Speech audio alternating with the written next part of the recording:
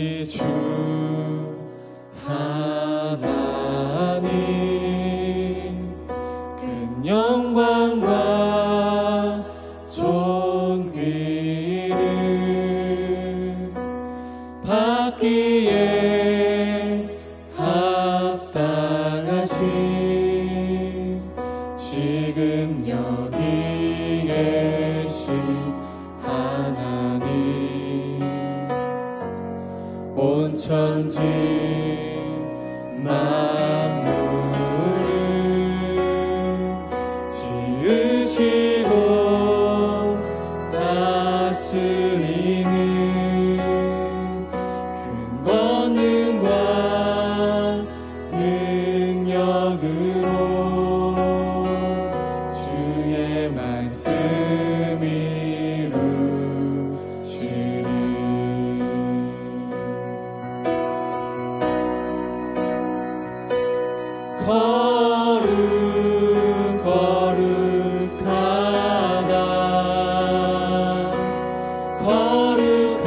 거룩하다 주 하나님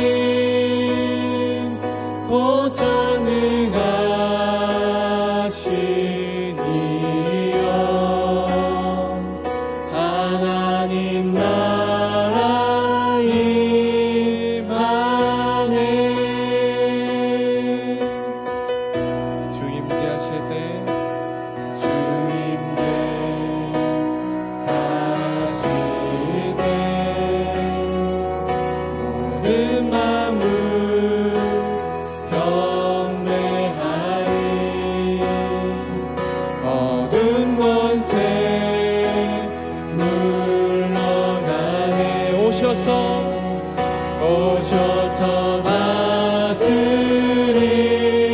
다스리소서 거룩하다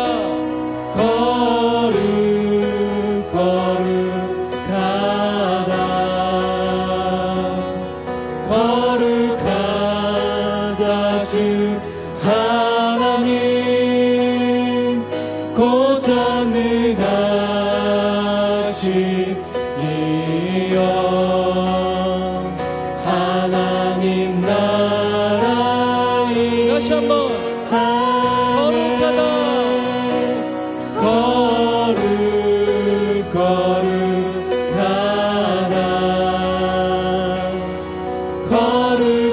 거룩하다 주 하나님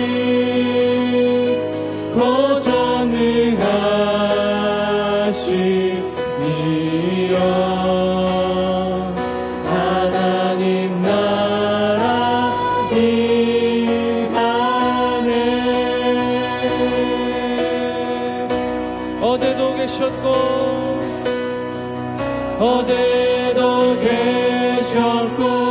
오늘도 계시며 이제 곧 오시리와 어제도 계셨고 오늘도 계시며 이제 곧 오시리와 어제도 계셨고 오늘도 계시며 이제 곧 오시리와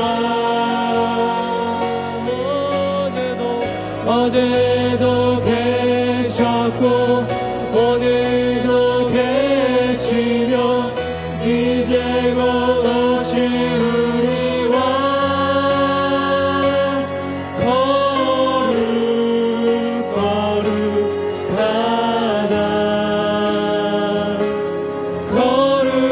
거룩하다 주 하나님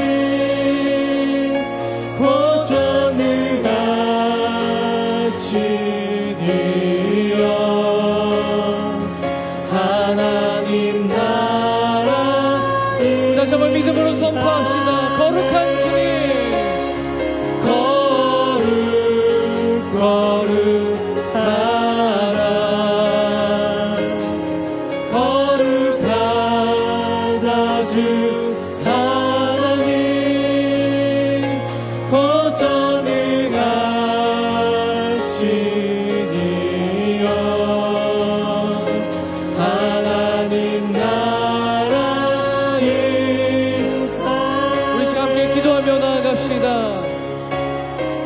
하나님께서 우리 어제도 계셨고 오늘도 계시며 우리에게 항상 떠나지 않는 주님을 우리가 믿음으로 선포하며 나아갑시다. 주님 이 시간도 우리의 기도를 받아주시고 우리 한 2018년도 주님께서 우리를 지켜주시며 나아갔듯이 하나님 2019년도 우리의 삶 가운데 떠나지 않고 나아가게 하여 주시옵소서. 우리 함께 통성으로 기도하며 나아갑시다.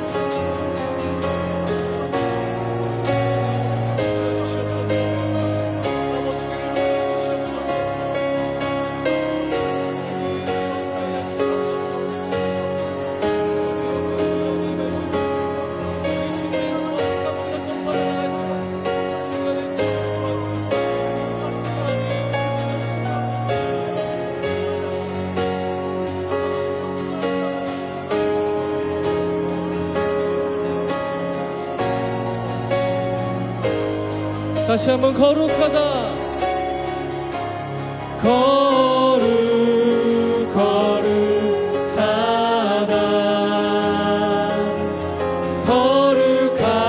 거룩하다 주 하나님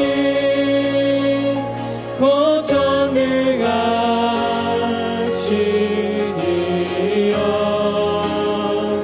하나님 나라. 다시 한번 선포합니다. 거룩하다.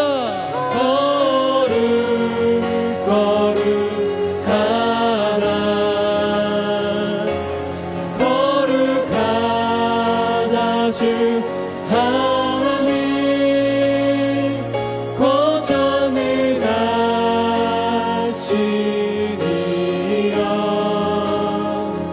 하나님 나라 임하네. 다시 한번 거룩하다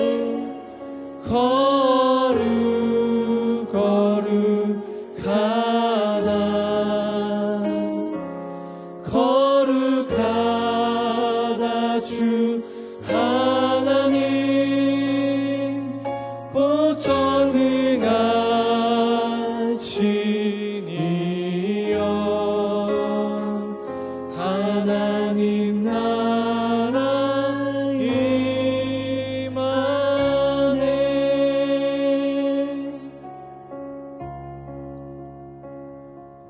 우리가 항상 떠나지 않고 우리 가운데 계신 주님을 우리가 찬양합니다.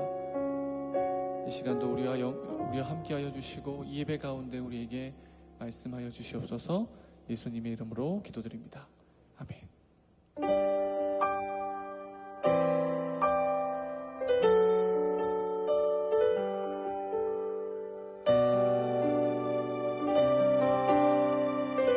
우리 함께 찬양합시다. 이곳에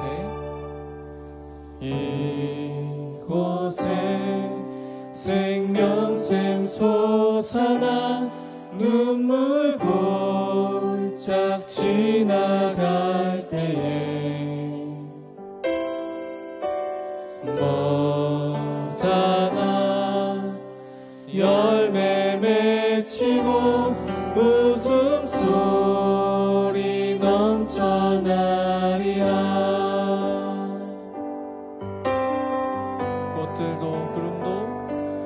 꽃들도 구름도 바람도 넓은 바다도 찬양하라 찬양하라 예수를.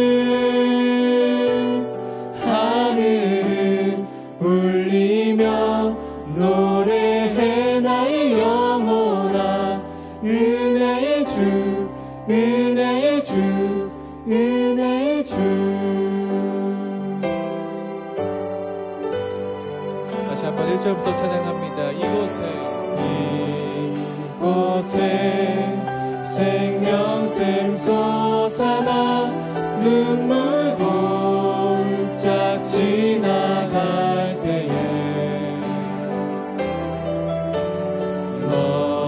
너잖아 열매 맺히고 웃음소리 넘쳐나리라.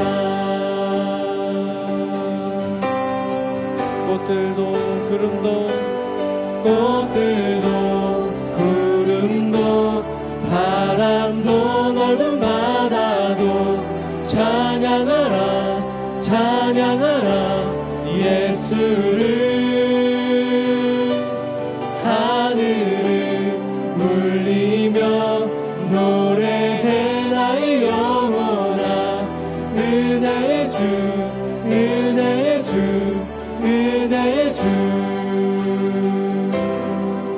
우리 한 번 더 찬양하실 때 2절 찬양하며 나아갑시다. 그날의 하늘이 그날의 하늘이 열리고 모든 이가 보게 되리라.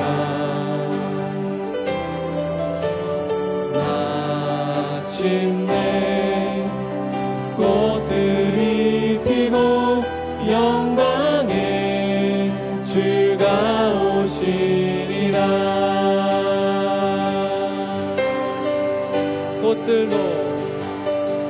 꽃들도 구름도 바람도 넓은 바다도 찬양하라 찬양하라 예수를.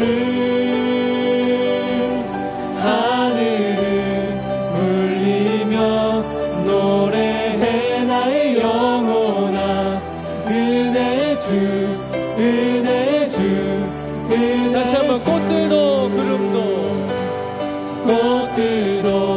구름도 바람도 넓은 바다도 찬양하라 찬양하라 예수를.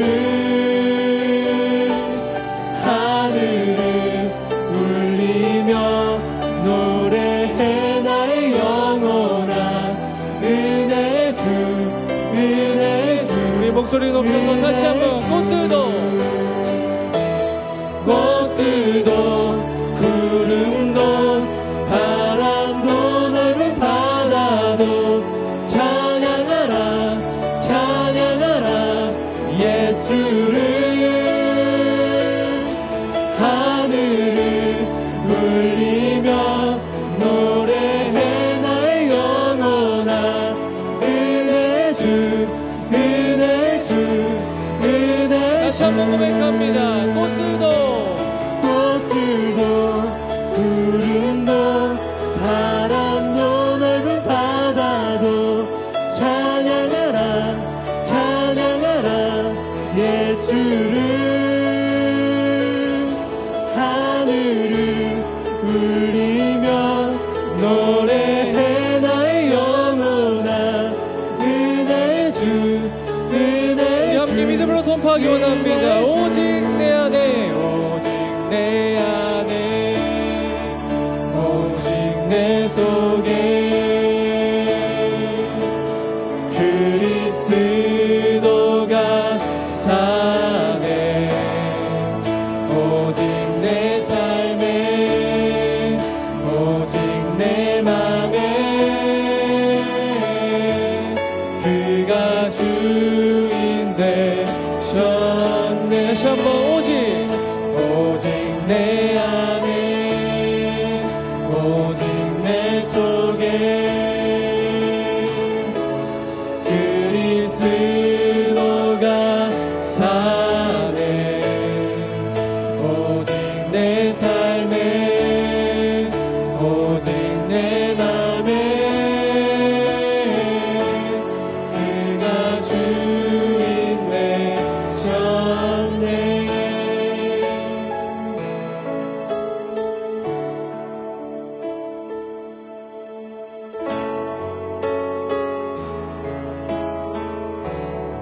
처음부터 다시 부를까요? 주 안에서 내 영혼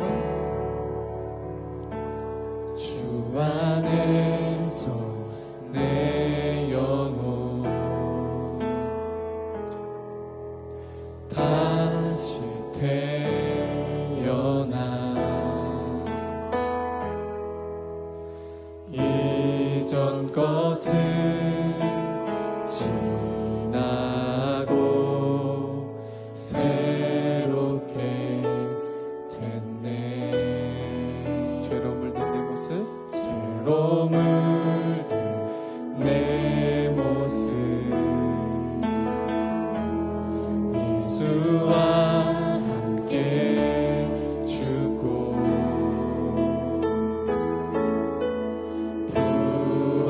생명 내 안에 새로운 삶이 열렸네.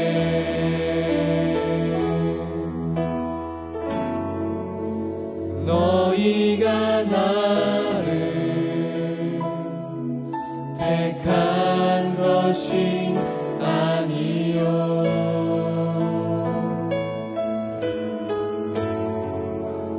내가 너희를 택하여 세워나니 오직 내 안에 오직 내 속에 그리스도가 사네. 오직 내 삶에 오직 내 맘에 그가 주인 되셨네. 내 생명 그 안에 그의 생명 내 안에 나의 삶이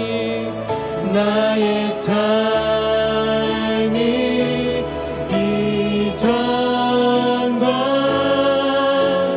같을 수 없네. 내 생명 그 안에 그의 생명 내 안에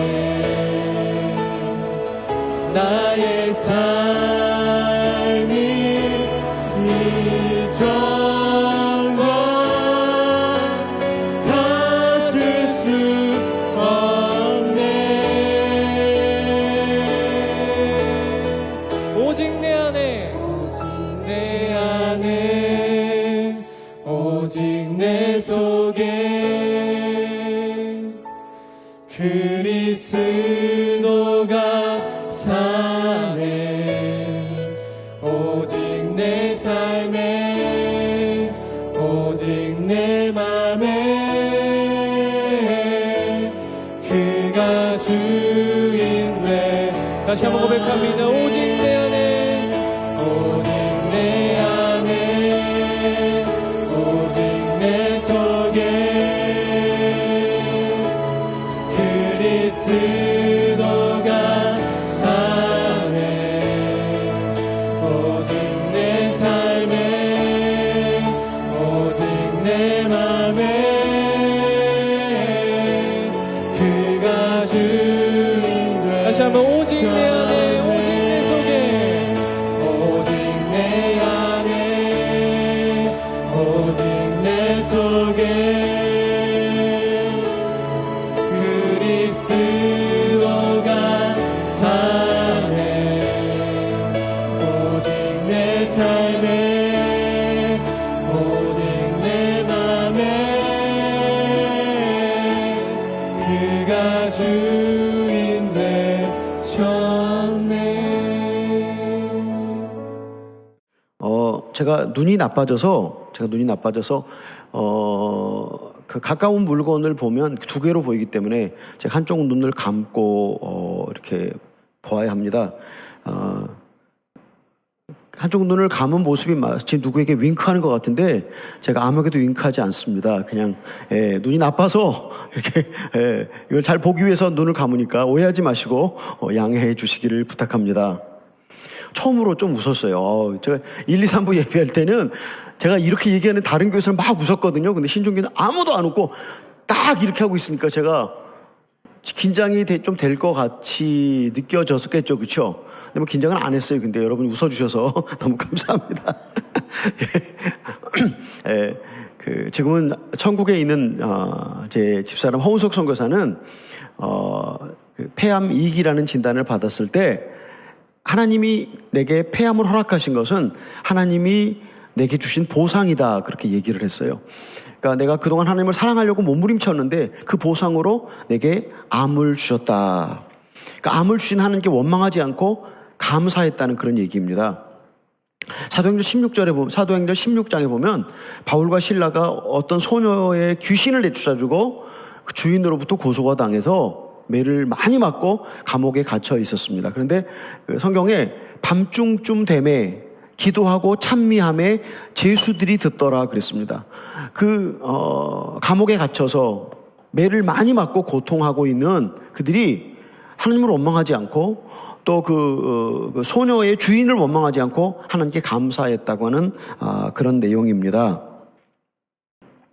그렇게 그들이 감사했을 때 그 감옥의 문이 열려지는 기적이 일어났습니다. 우리가 읽은 본문 시편 50편 23절의 말씀은 이렇게 얘기합니다. 감사로 제사를 드리는 자가 나를 영화롭게 한다. 그의 행위를 옳게 하는 자에게 내가 하나님의 구원을 보이리라고 말씀하십니다. 같은 맥락의 50편 14절 말씀에서도 감사로 하나님께 제사를 드리며 서원한 것을 지키는 자는 환난 날에 나를 부르라. 내가 너를 건지리니 내가 나를 영화롭게 하리라 라고 말씀을 하십니다. 신약성경에서 거의 비슷한 맥락의 데살로니가전서 5장 16절로 18절 말씀은 이렇게 얘기합니다. 항상 기뻐하라, 쉬지 말고 기도하라, 범사에 감사하라. 이는 그리스도 예수 안에서 너희를 향한 하나님의 뜻이니라 라고 말씀하십니다. 우린 이런 말씀들을 통해서 우리가 감사함의 예배 드릴 때, 우리 모든 삶 속에서 감사할 때, 고통 중에서 감사할 때 감사가 갖는 능력이 무엇인지를 더 깊이 알 수 있습니다. 보통 사람들이 얘기하기를 하나님의 사람은 모든 것에 감사하고 세상 사람들은 모든 것에 불평한다고 그렇게 얘기합니다. 감사하는 사람은 감사한 일이 계속 생기고 불평하는 사람은 불평하는 일이 계속 생긴다 그렇게 얘기를 합니다. 감사하는 게 좋겠어요? 불평하는 게 좋겠어요? 근데 감사하는 게 쉽지 않죠. 그렇죠? 그게 쉽지 않은 것이 사실이기 때문에 성경이 우리에게 감사하라고 이야기를 합니다.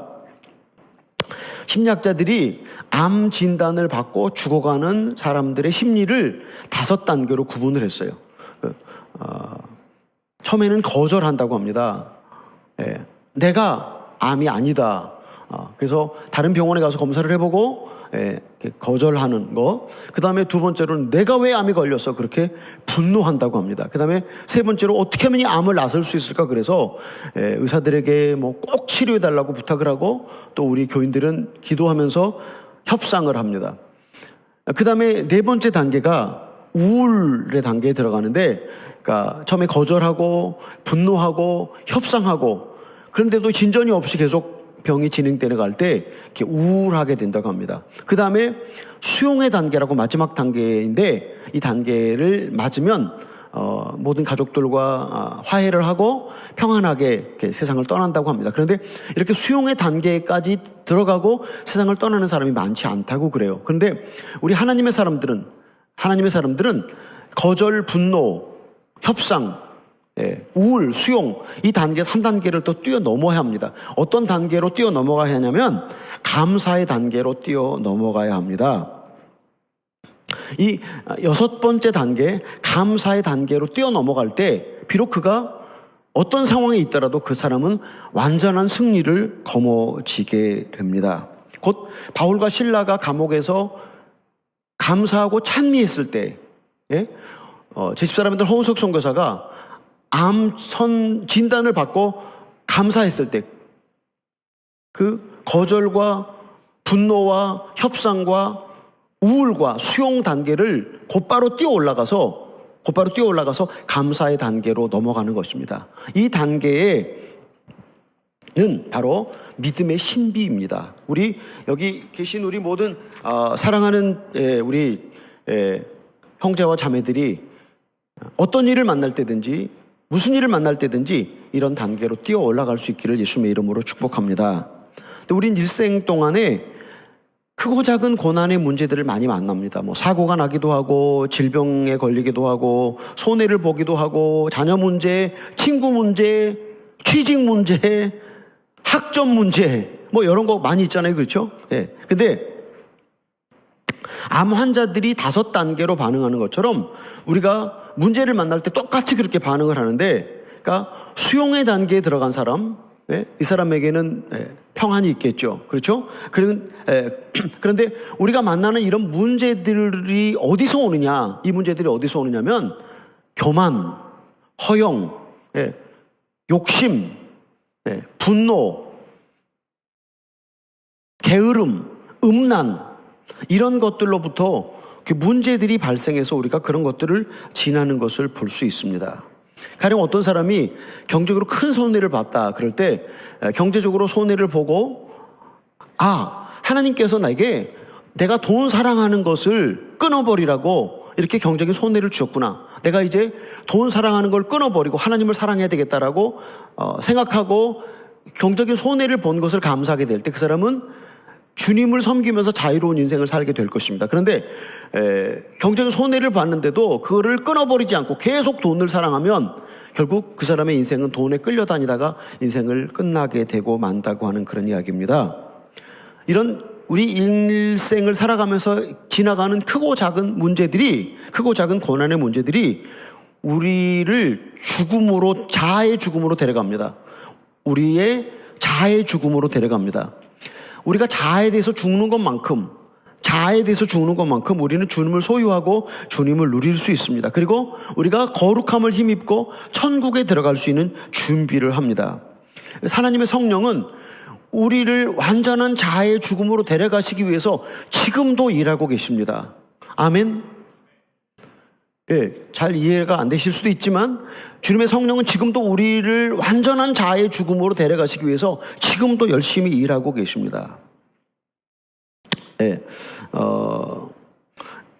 이 땅에서 만나는 이 크고 작은 고난의 문제들을 얼마나 잘 받아들이고 승리하느냐, 그것에 따라서 우리가 마지막 인생을 결정짓습니다.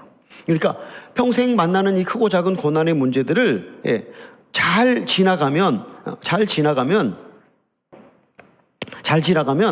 이 사람은 진짜 자기 죽음 앞에 섰을 때 감사의 단계로 승리하고 자기 생을 마감합니다. 이런 사람은 주님께 구원받은 구원의 증거를 보여주고 가족들과 많은 지인들에게 아름답게 죽었다고, 잘 죽었다고 칭찬을 받고, 죽었지만 많은 사람들의 가슴 속에 살아있게 됩니다. 그리고 죽었지만 그 사람의 죽음을 통해서 또 많은 사람들이 구원을 얻고, 비록 죽었지만 살아있을 때보다 큰 일을 감당할 수가 있습니다. 우리 예수님은 그분의 일생 동안 어떻게 이 과정을 지나가셨을까 한번 생각해 보기를 원합니다. 하나님이신 그분이 이 땅에 인간의 몸을 입고 내려왔다고 하는 것은 얼마나 큰 비하입니까? 큰 낮아짐입니다. 근데 그것을 기쁘게 담당하시고 이 땅에 오셨습니다. 또 얼마나 가난한 집에 태어났습니까? 정말 구유에 누우셨다고 그렇게 말씀하시는데 가난한 집에 태어났습니다. 또 뿐만 아니라 그분이 공생애를 시작하면서부터 얼마나 많은 생명의 위협을 받으셨습니까? 결국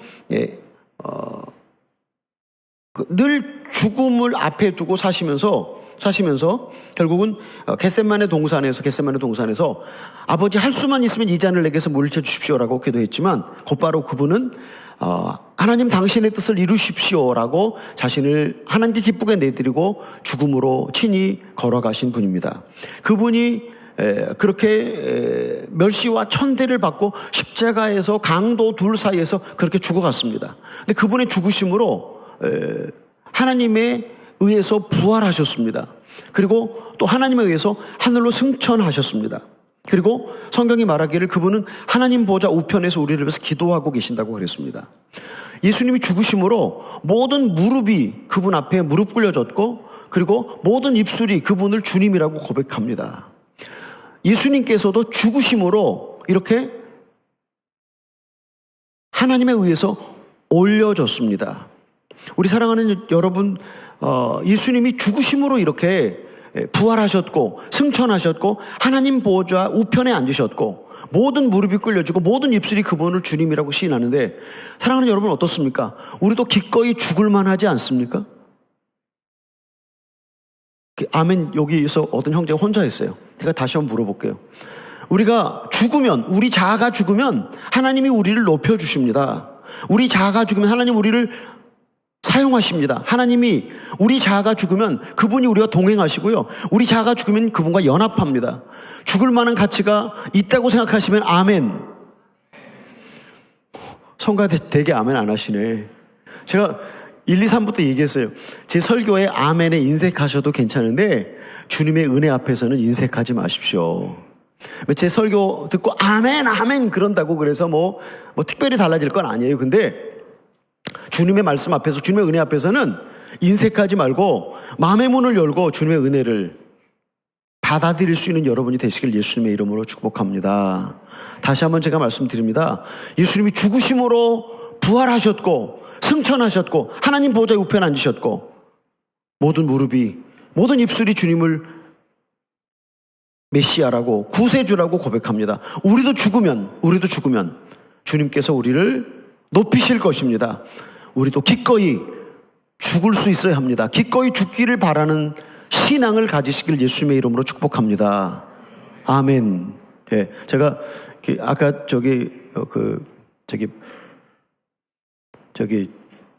바리 월시반 형제가 아멘 하는지 안 하는지 쳐다보고 있었어요. 네, 아멘 해주셔서 고맙습니다.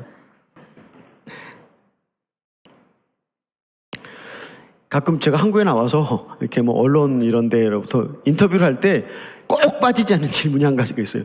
꼭 빠지지 않는 질문. 아마존의 그 어려운 환경을 어떻게 지나셔서 지금까지 거기 계십니까? 그렇게 사람들이 물어보거든요.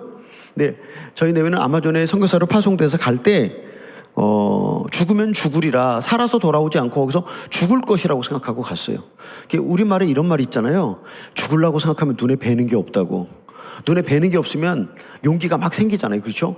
여러분도 살라고 생각하지 말고 죽으려고 생각하고 공부도 하시고 예수도 믿고 일도 하고 그러면 죽으려고 그러면 눈에 뵈는 게 없으면 하나님이 그 죽으려고 하는 사람에게 살려주시는 역사가 있을 줄로 믿습니다. 아마존 많이 덥죠. 이번에 제가 한국에 와서 한국 여름이 되게 더웠다면서요. 최고 더웠어요? 그동안 모든 때보다 이번 여름이 최고 더웠는데 제가 오면서 기대 한 가지를 했어요. 제가 한국에 가면 우리 교인들이 야 목사님 우리가 3개월 동안 그렇게 더웠는데 365일 적도 밑에서 얼마나 더운데 고생하셨습니까? 이렇게 좀 누군가 저를 위로할 줄 알았어요. 저한테 좀 이렇게 립 서비스라도 아유 우린 3개월 동안 죽는 줄 알았어요. 근데 어찌 지내셨습니까? 그렇게 물어볼 줄 알았더니 한 사람도 그렇게 안 물어보더라고요. 그래서 아유 참 내년 2019년 여름에 좀 더 더워갖고 내가 이 다음에 오면 아이고 선교사님 너무 고생하셨네 예 그러면서 저를 좀 위로해 주기를 바라는 마음이 마음속에 있습니다. 근데 그 더위와 습도와 이쪽 다리 5개 이쪽 다리 5개 그렇게 물리잖아요. 그러면 아무 생각도 안 하고 그때 꽉 죽고 싶어요. 진짜 이 두 다리가 불타는 것 같아갖고 진짜 아무 생각도 안 나고 너무 고통스러운데, 네, 육신적으로 그렇게 고통스러운데 마음속으로는 우리가 그렇게 지나는 이런 모든 환경적인 고통들이 우리 마음적으로는 되게 좋았습니다. 왜냐하면 이 모든 것들이 우리를 죽음으로 데리고 가서 우리 자아가 죽어지고 우리가 주님과 더 가까워질 것이다, 우리가 주님과 연합할 것이다, 그런 소망이 있었기 때문에 그런 것들을 기쁨으로 받아들일 수 있었어요. 그러니까 아무리 믿음이 좋고 아무리 주님을 사랑한다고 할지라도 육체적인 고통을 다 겪지만 그러나 마음으로 그것을 받아들이면 받아들이는 그 마음속에 하나님이 함께 하시기 때문에 더 쉽게 지낼 수 있다, 그런 얘기를 하는 것입니다. 그래서 지금도 아마존에 저 살고 싶지 않아요.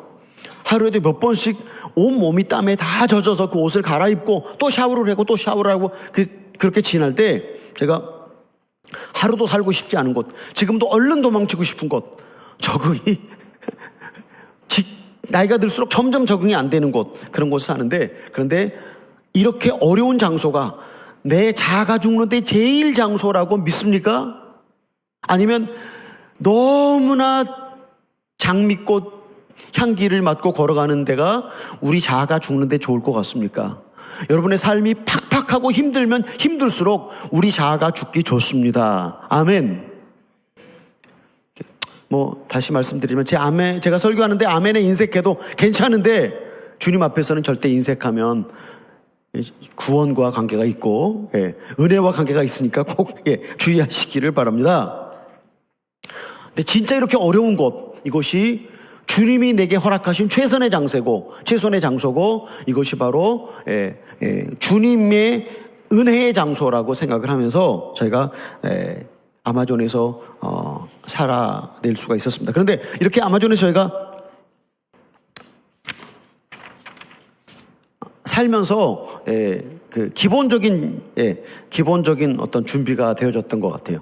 그러니까 매도 먼저 맞는 게 좋다고 하나님이 우리에게 맷집을 마련해 주셨다. 그 다음에 고난과 고통을 하나님이 제공하실 텐데 그 맷집이 그렇게 준비된 거 아닌가라고 생각을 합니다. 사역을 시작하고 얼마 지나지 않아서 어떤 한 브라질 선교사님이 저를 아주 싫어했어요. 얼마나 핍박을 했는지 몰라요. 저를 적 그리스도라고 사람들에게 소개하고, 저를 무당이라고 소개하고, 뭐 천주교 신부라고 소개하고, 하여간 가진 방법으로 저를 거기서 쫓아내기 위해서 애를 썼어요. 고소하고 뭐 투서를 돌리고 뭐 하여간 뭐 저희가 마시는 샘물에 독을 타서 독살해 버리려고 그렇게 시도를 많이 했습니다.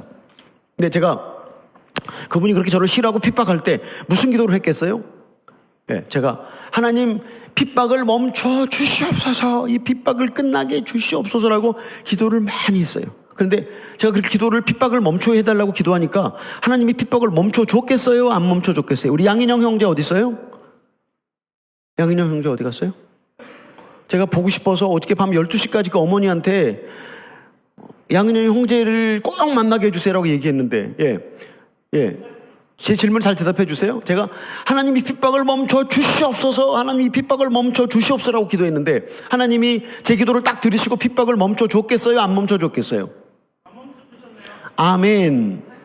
우리가 늘 기도하잖아요. 하나님 이거 해결해 주시옵소서, 하나님 이거 해결해 주시옵소서. 제 원수인 제 동생, 제 원수인 이 가난, 제 원수인 질병, 제 원수인 우리 아버지, 우리 엄마 막 해결해 달라고 그러잖아요. 근데 하나님이 진짜 사랑하면 해결 안 해주시고 하나님이 덜 사랑하면 해결해 주세요.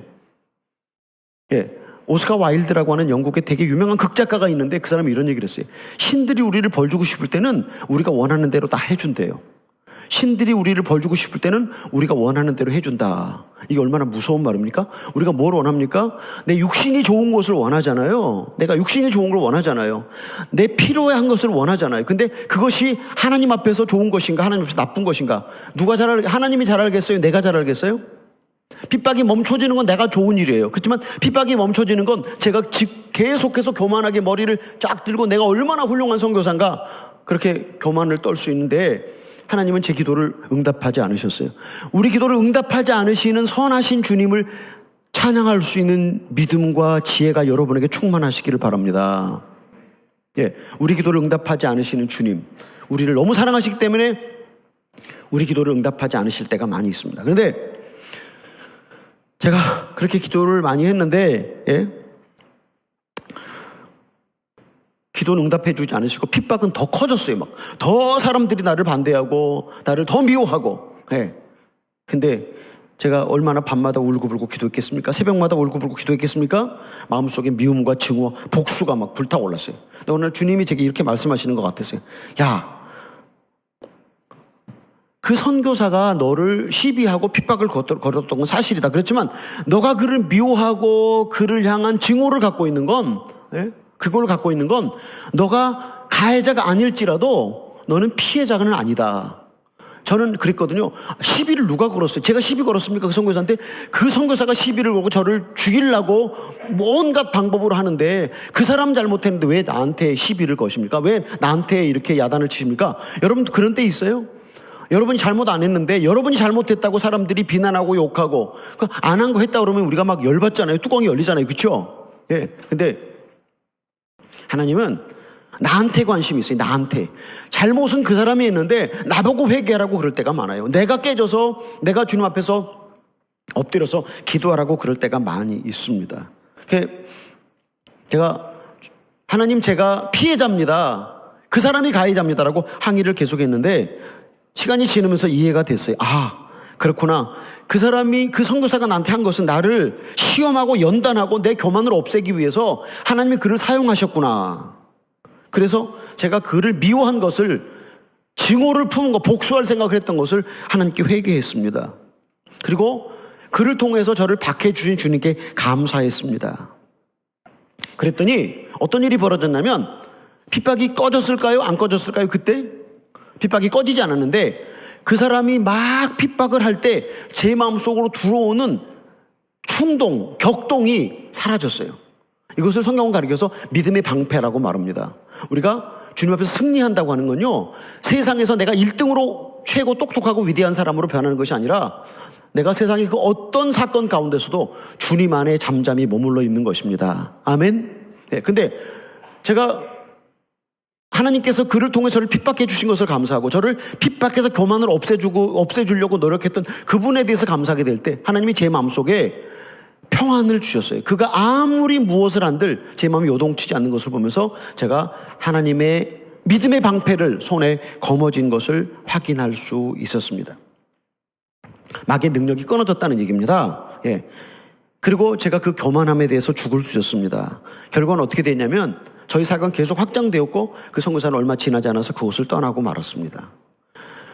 우리 사랑하는 형제님들, 자매님들, 여러분 괴롭히는 사람들이 주변에 있어요? 괴롭히는 상황이 있어요? 뭐 사람이 아니라고 할지라도 그냥 뭐 어떤 상황들이 있잖아요. 그렇죠? 그 상황들이 여러분의 원수입니까? 여러분이 그들이 나를 괴롭히고 저 사람만 없으면 이것만 해결되면 저희 딸도 만 37 노처녀 중에 노처녀인데 우리 딸은 뭐 결혼하려고 생각을 안 해서 제가 마음이 좀 타는데 내가 결혼만 하면 행복할 것 같다. 근데 결혼만 하면 행복할 것 같다. 결국 그러지 않잖아요. 결혼하지 않고 행복하지 않으면, 결혼하지 않은 상태로 행복하지 않으면 결혼해도 결국 불행한다는 얘기잖아요. 무엇인가가 변화되면 내가 행복할 것이다. 전혀 그렇지 않습니다. 전혀 그렇지 않습니다. 그런데 우리가 누가 내 원수다, 누가 나를 괴롭힌다, 그 사람이 내 원수가 아니라 그 사람이 하나님의 도구로 나를 변화시키기 위해서 내 교만과 내 음란과 게으름과 시기와 허영과 사치를 없애기 위해서 하나님이 들어쓰시는 하나님의 도구인 것을 믿고 하나님 그 사람을 통해서 저를 변화시켜 주시는 것 감사합니다. 하나님 그를 통해서 저를 깨뜨리시는 것 감사합니다라고 원수였던 사람을 친구로 여러분의 마음속에서 인식의 변화가 있을 때 하나님이 여러분을 만나 주실 줄로 믿습니다. 하나님이 여러분을 인도하시고 주장하시고 하나님의 계획을 여러분에게 보여주실 줄로 믿습니다. 이 세상에 무엇인가가 나를 괴롭힌다. 아까 말씀드렸잖아요. 무엇인가 나를 괴롭힌다면 그것들이 우리 속에 있는 악으로 인해서 그런 것들이 찾아온다고 하는 이야기입니다. 하나님이 우리 악을 깨뜨려 주시기 위해서, 우리를 변화시키기 위해서 많은 상황들을 통해서 우리를 계속 찾아오시고 지금도 하나님의 성령은 역사하고 계십니다. 제가 설교 제목을 감사 그 너머의 비밀이라고 했습니다. 감사 그 너머의 비밀. 이 감사 그 너머의 비밀이 무엇이냐면 우리가 힘들고 고통스러울 때 내게 주어지는 힘들고 고통스러운 상황을 하나님 감사합니다. 이 힘들고 어려운 상황이 나를 위한 하나님 배려고 나를 위한 축복입니다라고 내가 핍박하고 있는 그에게 감사하고 이 상황에 대해서 하나님께 감사하게 될 때 하나님은 내 죄를 보여주시고 나를 회개케 하시고 그리고 감사 그 너머의 비밀을 내게 열어주십니다. 그 감사 그 너머의 비밀이라고 하는 것이 무엇이냐면요, 그것이 무엇이냐면 마귀를 제압하는 권세를 우리에게 주십니다. 아까 제가 말씀드렸잖아요. 믿음의 방패로 아무리 그가 나에게 무슨 얘기를 한다고 할지라도 내 마음이 평안하게 유지되고 있는 것. 그래서 감사 그 너머의 비밀이라고 하는 건 내가 어떤 고통스러운 상황 속에서라도 하나님께 감사하게 될 때 내가 마귀의 세력을 제압합니다. 두 번째는요, 어떤 상황 속에서 감사하게 될 때 우리 자아에 대해서 죽을 수 있습니다.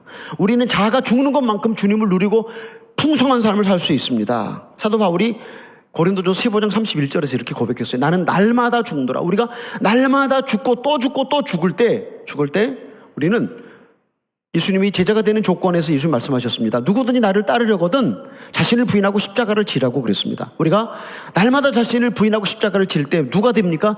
제자가 됩니다. 감사 그 너머의 비밀이라고 하는 것은 무엇이냐면 내가 가장 고통스러운 순간에도 하나님 감사합니다라고 감사로 제사를 드리게 될 때 마귀를 제압합니다. 우리 자아에 대해서 죽을 수 있습니다. 자아에 대해 죽는 것만큼 주님을 누리고 주님을 소유할 수 있습니다. 그리고 우리가 제자로서의 삶을 살 수 있습니다. 이것이 감사 그 너머의 비밀입니다. 주님은 우리를 사랑하셔서 우리 각자 한 사람에게 놀라운 계획을 갖고 있습니다. 이것을 풍성한 삶이라고도 말할 수 있습니다. 요한복음 10장 10절 하반절에 보면 내가 온 것은 양으로 생명을 얻게 하고 더 풍성히 얻게 하려 함이라 그랬습니다. 근데 양이 생명을 얻고 풍성하게 얻는다는 것은 무엇이냐면 주님과 연합하는 삶이고 주님 안에 거하는 삶이고 주님과 함께 행복한 사람입니다. 이 주님이 주고 싶어하는 풍성한 삶은 뭐 대학교를 삼수사수해도 풍성한 삶을 누릴 수 있습니다. 저처럼 호레비어도 풍성한 삶을 누릴 수 있고 얼굴이 김태희처럼 예쁘지 않아도 풍성한 삶을 누릴 수 있어요. 예. 질병으로 투병하고 있어도 풍성한 삶을 누릴 수 있습니다. 하나님께서 이 풍성한 삶을 우리에게 주시기 위해서 지금도 일하고 계십니다. 자아가 완전한 죽음에 넘겨지면, 자아가 완전히 죽음 가운데 들어가면 세상의 모든 상황을 초월해서 풍성하고 주님과 함께하는 삶을 살 수 있습니다. 풍성한 삶을 선물로 받은 사람은요, 세상에 부러운 게 아무것도 없습니다. 풍성한 삶을 선물로 받은 사람은 세상을 전혀 사랑하지 않기 때문에, 세상에 아무런 미련과 집착이 없기 때문에 세상에 그 무엇보다도 소중하고 어떤 가치로 환산할 수 없는 주님이 전부라고 하는 것을 고백하는 사람입니다. 찬송가 이런 찬송가가 있어요. 세상도 없고 나도 없고 사랑의 주님만 보이도다. 바로 이 사람이 풍성한 삶을 살고 있는 사람입니다. 2019년이 이제 곧 내일 모레인데 우리 모든 형제와 자매님들께 이런 풍성한 삶을 선물로 받으시길 예수님의 이름으로 축복합니다. 주님 안에 있는 풍성한 삶을 선물로 받으시기를 바랍니다. 그러면 우리가 인생 가운데 지나가는 크고 작은 고난의 문제들, 죽음의 문제들 어떻게 하면 잘 지나갈 수 있을까? 첫 번째로 이 고난의 문제를 누가 주시는가? 우리는 마귀가 나를 괴롭히기 위해서 준다고 믿어요. 맞습니다.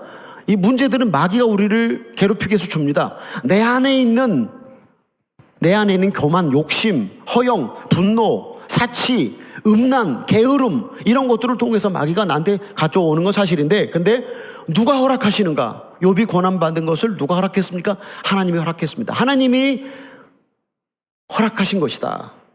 근데 그 하나님이 누구십니까? 나를 얼마나 사랑했으면 당신의 아들을 십자가에 죽으시면서 나를 사랑하신 그분이 나를 축복하시기 위해서 내가 세상 사랑을 끊어버리라고, 자아가 완전히 죽으라고 하나님이 나를 위한 배려로 이 고통의 문제를 허락하신다. 어떻게 허락하시느냐?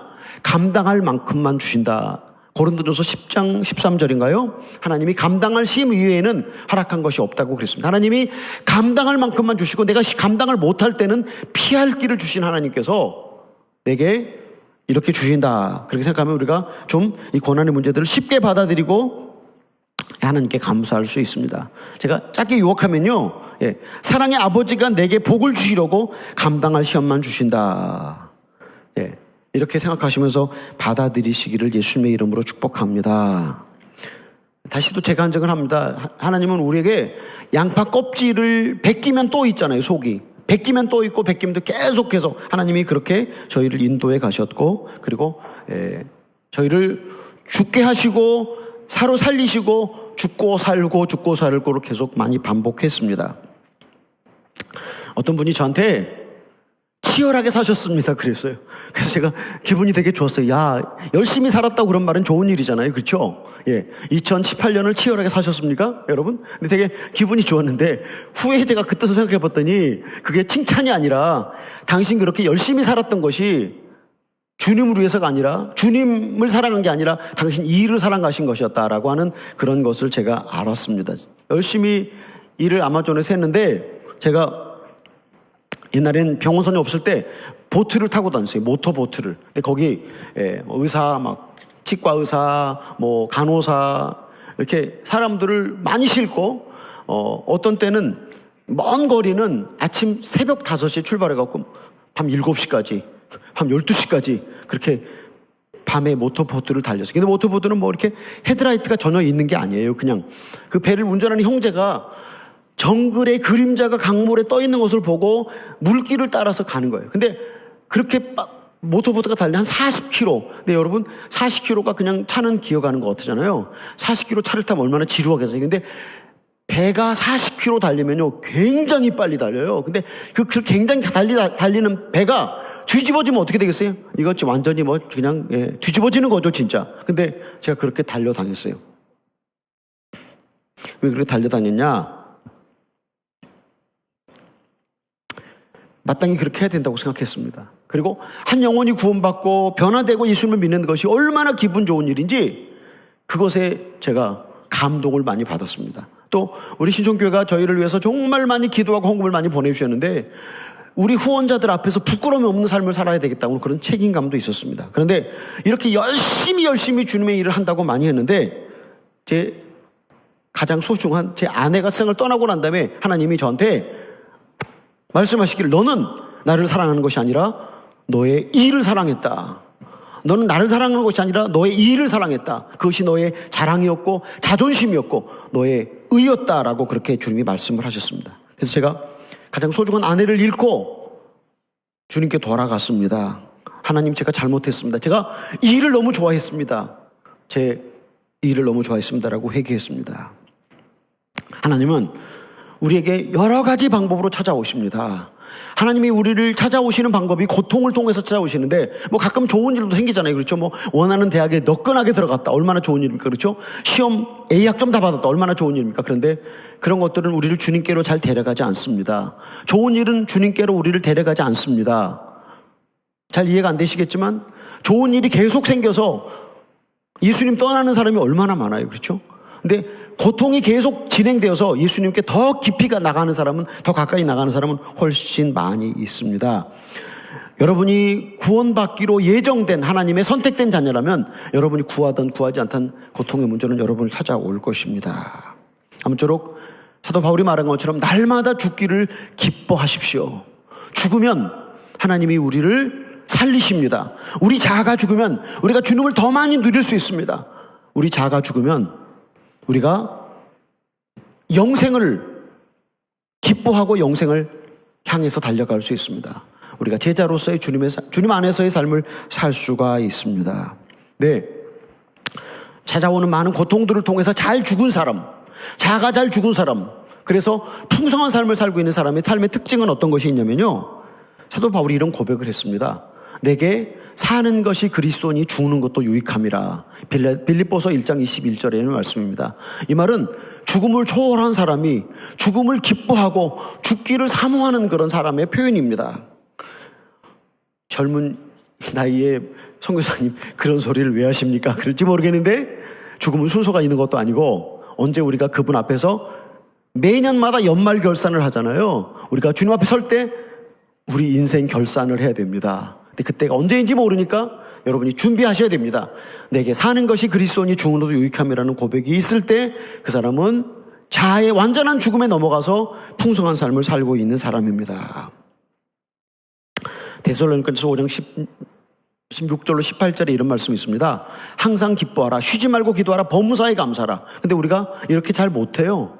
교회 안에서 예배 드릴 때는 감사하고 기도하고 기뻐하지만 예배당을 딱 나가서 현실에 부딪히면 절대 그렇게 안 나오잖아요. 그런데 자가 다 죽은 사람, 풍성한 삶을 살고 있는 사람은 언제나 기뻐하고 언제나 기도하고 언제나 감사할 수 있는 사람이에요. 왜냐하면 내게 주어진 모든 것들이 다 합력해 선을 이루어주실 하나님을 바라볼 수 있기 때문입니다. 또 우리가 성경이 우리에게 말하는데 너희는 하나님을 사랑할 때 목숨을 다하고 뜻을 다하고 영혼을 다해서 하나님을 사랑하라고 합니다. 그런데 우리가 그렇게 하나님 사랑하는 마음이 안 생깁니다. 예배당 안에 있을 때만 하나님 사랑하는 마음이 생기고 예배당을 나가면 나를 사랑하고 내 돈을 사랑하고 내 체면을 사랑하고 안 되잖아요. 그런데 자아가 다 죽은 사람은 하나님을 목숨과 뜻과 영혼을 다해 사랑할 수 있습니다. 갈라디아서 2장 20절 내가 그리스도와 함께 십자가에 못 박혔나니 이제는 내가 산 것이 아니고 그리스도께서 내 안에 사신 것이라고 하는 이 말씀이 우리들 안에서 실제적으로 이루어진 사람이 풍성한 삶을 사는 사람입니다. 자가 완전히 죽은 사람입니다. 그런데 우리에게 이런 일이 잘 안 이루어지잖아요. 갈라디아서 2장 20절 말씀이 실제화되어지지 않는데 우리가 풍성한 삶을 사는 사람은 이것이 내 안에 실제적인 삶이라고 고백할 수 있는 사람입니다. 우리 사랑하는 형제님 자매님 여러분, 오늘이 12월 30일 마지막 주일입니다. 31일 1일 곧바로 새해가 시작됩니다. 우리 모든 형제님들이 새해에 어떤 상황 속에서나 가장 고통스러운 상황 속에서도 주님께 감사로 제사를 드릴 수 있는 여러분이 되시기를 바랍니다. 그러면 고통 너머의 그 비밀, 최악의 순간에 감사를 하나님께 드리게 될 때 여러분이 마귀를 제압하게 되고 여러분이 자아가 죽고 주님을 풍성하게 누리고 제자로서의 삶을 살게 됩니다. 2019년 감사로 한 해를 여시고 2019년을 감사로 닫으시기 바랍니다. 그래서 감사 그 너머에 있는 비밀을 늘 여러분이 경험하시면서 매일매일 주님과 함께 승리하시는 여러분이 되시기를 예수님의 이름으로 축복합니다. 기도 제목 말씀드리고 싶습니다. 저희가 사역을 시작할 때는 17개 부족이 미전도 부족이었는데 지금은 한 15개 부족이 저희 지역의 미전도 부족으로 남겨져 있습니다. 저희가 살고 있는 저희 지역은 23개 부족이 살고 있는데 그중에 15개 부족이 미전도 부족으로 남겨져 있습니다. 이 천국 복음이 모든 민족에게 전해지리니 그제야 끝이 오리라 그랬습니다. 마태복음 24장 14절 말씀입니다. 복음이 모든 부족에게 전해져야 한다고 하는 것. 그래서 속히 아직 남겨진 15개 부족에게 복음이 전해지도록 여러분 기도해 주시고 또 협력해 주시기를 부탁드립니다. 그리고 제가 올해 잘못 살아온 인생을 회고하면서 가슴 찢는 회개라고 하는 참회록을 기록했습니다.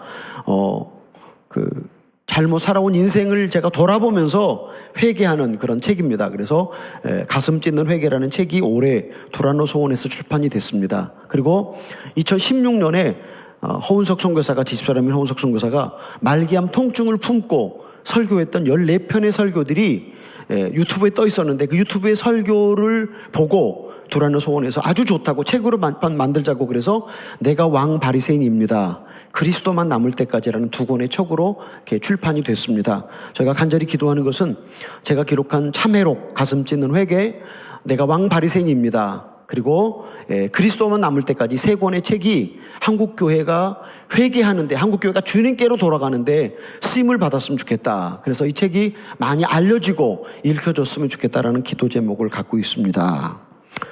세 번째로는 아까 보여드렸던 그 십자가 건물 그리고 십자가 건물은 50%가 완공됐고 선교관은 70%가 완공이 되는데 이 건물들이 잘 완공되도록 기도해 주시고 협력해 주시면 감사하겠습니다. 또 이 십자가형으로 지은 이 1800제곱미터의 큰 건물이 후에는 대학교가 되는데 이 건물이 사용됐으면 좋겠다라고 기도하고 있습니다. 또 제가 한국에 와서 건강검진을 했는데 여러 가지 좋지 않다고 하는 그런 것들을 제가 발견을 했습니다. 네, 그럼에도 불구하고 아주 감사한 것은 적도에서 오래 살면 노화가 빨리 일어나고 빨리 사망한다고 그럽니다. 그런데 제가 27년을 지나도록 적도에서 살고 있음에도 불구하고 아직도 그래도 건강하다 생각할 때 하나님께 감사합니다. 우리 기도하시면서 제가 한국에서 이런 치료를 잘 받고 브라질에 돌아갈 수 있도록 기도해 주시면 대단히 감사하겠습니다. 기도하시겠습니다. 하나님 아버지 감사합니다. 주님을 사랑하는 당신의 종들이 와서 예배를 드립니다. 하나님, 당신의 사랑하는 종들을 주님께서 강복하여 주시옵소서. 어떤 상황 속에서, 최악의 상황 속에서 주님께 감사하면서 감사 그 너머에 있는 비밀을 다 당신의 사랑하는 종들이 체험할 수 있게 해주시옵소서. 그래서 마귀를 제압하고 자아에 대해서 죽고 주님을 소유하고 그리고 주님의 제자가 되는 삶을, 풍성한 삶을 살게 하여 주시옵소서. 예수님의 이름으로 기도하옵나이다. 아멘.